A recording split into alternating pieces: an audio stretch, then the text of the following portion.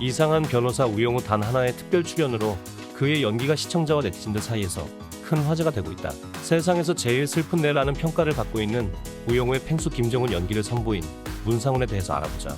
문상훈은 1991년 5월 9일 태어났고 32세이다. 그는 180cm이고 몸무게는 약 110kg으로서 풍채가 아주 좋다. 그는 밝은 성격을 갖고 있어 교우관계가 좋았고 학창시절에 항상 반장을 했다고 한다. 그는 공부도 잘해서 아주대학교 경영학과를 졸업하였다. 문상훈은 카투사 통역병으로 병장 만기제대를 하였다. 그의 삶은 순탄하게 흘러가는 듯했다. 하지만 그는 경쟁과 효율만 강조하는 대한민국 사회의 회의를 느껴 프랑스 인쇄 비즈니스 스쿨로 교환학생을 가게 되었다. 문상훈은 교환학생 시절 코미디언이 되겠다는 꿈을 갖게 되었다. 그는 코미디 극을 쓸 수 있는 작가와 직접 스탠딩 공연을 동시에 할 수 있는 다재다능한 코미디언이 되기로 결심했다. 그는 한국에 돌아와 유튜브 팀을 만들게 된다. 그는 26살인 2016년에 그의 팀과 같이 유튜브 채널 빠더너스를 처음 시작하였다. 빠더너스 채널은 첫 영상부터 높은 퀄리티의 영상을 업로드하였다는 평가를 받고 있다. 현재 빠더너스는 구독자 수가 70만에 육박하고 있다.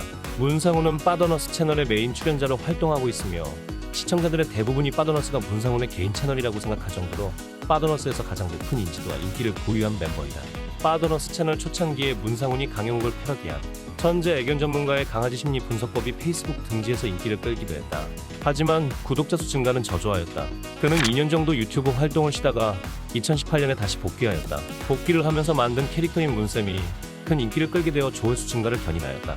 문쌤은 한국지리 일타 강사를 패러디한 캐릭터이다. 실제로 한국지리 일타 강사인 이기상 선생님이 직접 문쌤을 언급하며 칭찬하기도 하였다. 이기상 선생님은 문쌤의 팬이라며 같이 콜라보를 하고 싶다고 하기도 하였다. 문상훈은 문쌤 캐릭터가 유명해지고 나서 실제로 유명 인강업체 회장과 한국학원의 메카인 대치동의 한 카페에서 만났다고 한다.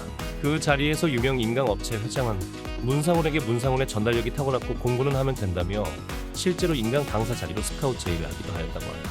문쌤이 큰 인기를 끌게 되면서 문쌤의 영상 클립들이 SNS상에서 많이 퍼지게 되었고 실제로 많은 사람들은 문쌤을 실제 인강 강사로 알고 있다고 한다. 포털 사이트 인기 검색어에 한국지리 일타 강사를 치면 문쌤이 실제 한국지리 일타 강사들보다 많이 노출되고 있다. 요즘 많은 유튜브 채널들에서 부캐가 유행하고 있는데 사실 부캐 유니버스의 원조는 문상훈의 빠더너스라고 할 수 있다. 문상훈은 문쌤 이외에도 아이돌 가수 강하, 문상훈 이병으로 큰 화제를 모았다. 문상훈은 소위 패급으로 불리는 어리숙한 이병의 역할을 완벽하게 소화했다. 그의 완벽한 싱크로율을 자랑하는 이병 연기 때문에 실제로 어떤 사람은 문상훈을 국방부에 신고했다고 한다. 이 신고 건은 검찰까지 넘어가게 되었는데 결국 그는 검찰 조사에서 혐의 없음 처분을 받았다고 한다. 문상훈은 완벽한 패급 이병 연기에 힘입어 넷플릭스 화제 드라마 DP에도 출연했었다. 문상훈은 DP에서 큰 비중의 역할인 조석봉과 동반 입대한 김루리 일병 역을 맡아 조석봉과 같이 일본 애니메이션 행사를 다니는 오타쿠 절친으로 드라마에 등장한다.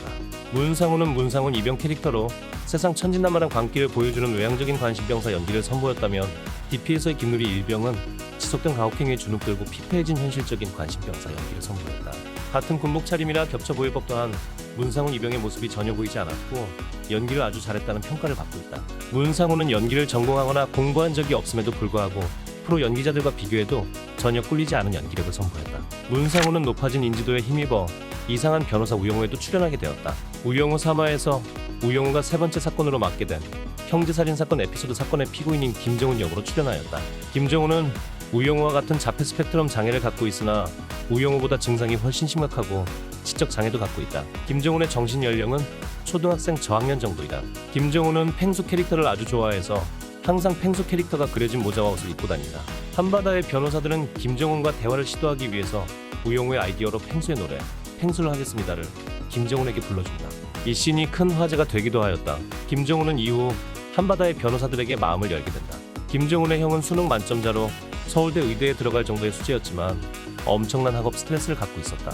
결국 김정훈의 형은 자살하게 되는데 형의 자살을 말리려던 김정훈이 살인 누명을 쓰게 되었다. 실제로는 김정훈의 형이 목을 매려다가 김정훈이 그의 형을 끌어내렸고 등부터 떨어지는 바람에 갈비뼈 후면이 골절되어 사망에 이른 것이다. 또한 심폐소생을 할 때 발생한 흉부 손상으로 김정훈이 살인사건의 용의자가 되어 법정에 출석하게 된다. 판사가 김정훈에게 형을 구하려고 했는지 물어보자 슬픈 얼굴로 내라고 대답하였다. 하지만 다른 질문들에도 내라고 대답했기에 판사는 오직 심심이양만 판단할 것으로 보였다.